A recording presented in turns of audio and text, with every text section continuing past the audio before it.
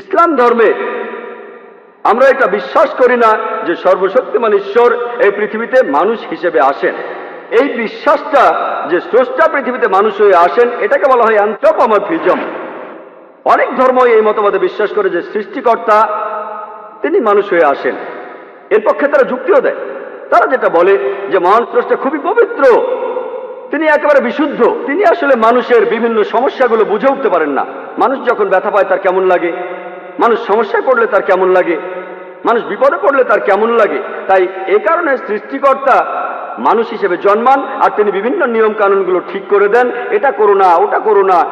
মনে হতে পারে যুক্তিটা বেশ সুন্দর, মহান সৃষ্টিকর্তা এত পবিত্র, এত বিশুদ্ধ, তিনি মানুষের বিভিন্ন রকম সমস্যাগুলো বুঝতে পারেন না, সেজন্য সেগুলো বোঝার জন্য তিনি মানুষ হয়ে জন্মান। আমি একটা সহজ প্রশ্ন করি, যে ধরেন আমি একটা ভিসিআর তৈরি করলাম, একটা ভিডিও ক্যাসেট রেকর্ডার। এখন এই ভিসিআর এর জন্য কোনটা ভালো আর কোনটা খারাপ সেটা জানতে আমাকে কি ভিসিআর হতে হবে? আমি যদি কোনো ভিসিআর তৈরি করি, যেহেতু আমিই তৈরি করেছি, আমি সৃষ্টি করেছি, এখন এটার জন্য কোনটা ভালো আর কোনটা খারাপ সেটা জানতে আমাকে ভিসিআর হতে হবে না। আমি কি করব? আমি একটা ইনস্ট্রাকশন ম্যানুয়াল লিখব। যদি আপনি ভিডিও ক্যাসেট চালাতে চান, ক্যাসেটটা ভেতরে ঢোকান, তারপর প্লে বাটনে চাপ দেন। যদি বন্ধ করতে চান, স্টপ বাটনে চাপ দেন। যদি ফাস্ট ফরওয়ার্ড চালাতে চান, এফএফ বাটনে চাপ দেন। উপর থেকে নিচে ফেলবেন না, এটা নষ্ট হয়ে যাবে। এটাকে পানিতে ফেলবেন না, নষ্ট হয়ে যাবে। আমি একটা ইনস্ট্রাকশন ম্যানুয়াল লিখবো। ভিসিআর এর জন্য কোনটা ভালো আর কোনটা খারাপ সেটা জানতে আমি ভিসিআর হব না, যদি আমি ভিসিআরটা তৈরি করে থাকি। একইভাবে মহান ঈশ্বর, তিনি মানুষ জাতির সৃষ্টিকর্তা। মানুষের জন্য কোনটা ভালো আর কোনটা খারাপ সেটা জানার জন্য তাকে মানুষ হতে হবে না। তিনি কি করবেন? তিনি মানুষ জাতির মধ্যে একজনকে ঠিক করবেন, যাদের সাথে তিনি যোগাযোগ করবেন উঁচু স্তরে। এদেরকে আমরা বলি প্রেরিত দূত।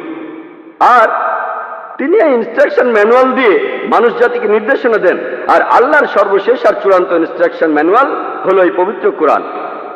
আমরা মানুষরা কি করব আর কি করব না সেটা ইনস্ট্রাকশন ম্যানুয়ালেই দেওয়া আছে, অর্থাৎ এই পবিত্র কোরআনে।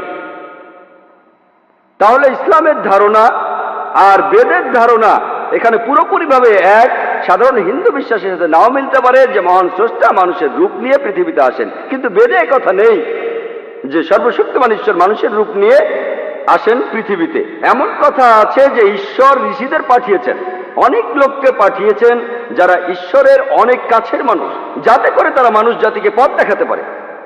আর হিন্দুইজমে অনেক ঋষির কথা বলা হয়েছে, বেদেই আছে প্রেরিত দূত।